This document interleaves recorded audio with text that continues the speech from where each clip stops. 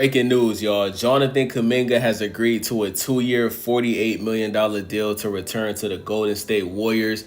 This deal includes a team option in the second year that is designed for the Warriors or another team if and when Kuminga is traded during the upcoming season to rip up and complete a fresh new contract after the 2025-26 campaign, sources said. Also Tuesday, the Warriors agreed to a 1-year deal with free agent Steph Curry. Sources told ESPN teaming Steph Curry with his younger brother as training camp begins Wednesday. However, the Warriors cannot enter the season with 15 standard players on the roster unless they make a trade, but Steph Curry is expected to be on the roster for the majority of the campaign.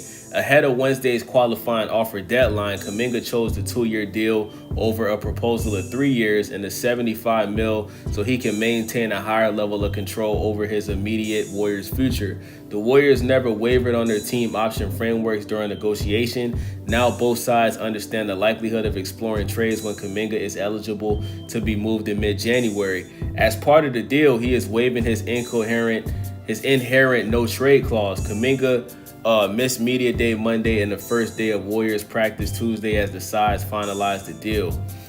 Listen, man, the reason why Jonathan Kuminga doesn't want to stay with the Warriors is because of how the Warriors and Steve Kerr treated him last season.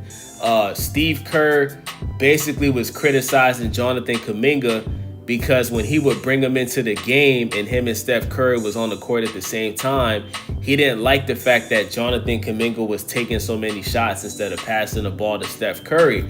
So because of that, he punished Jonathan Kuminga by putting him on the bench and not playing him on purpose because he didn't want to ruin Steph Curry's offensive looks and shots that he usually gets. You understand what I'm saying? Like, Jonathan Kuminga would come in and basically just play too aggressive instead of, passing the ball to Steph Curry.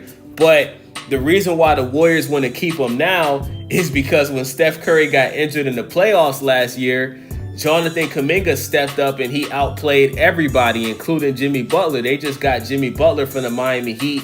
They extended Jimmy Butler to a contract worth over $100 million. And when Steph Curry was injured, Jimmy Butler in the starting lineup, he wasn't consistent. One game he would drop 20 or 30, and then the next 2 games he wouldn't even score 10 to 15 points. So Jimmy Butler wasn't consistent. He was not playing aggressive. He was not playing like the same Jimmy Butler that took the Miami Heat to 2 finals. And Jonathan Kuminga was coming off the bench, dropping more than 20, looking like he should have been in the starting lineup. So basically, y'all, the Warriors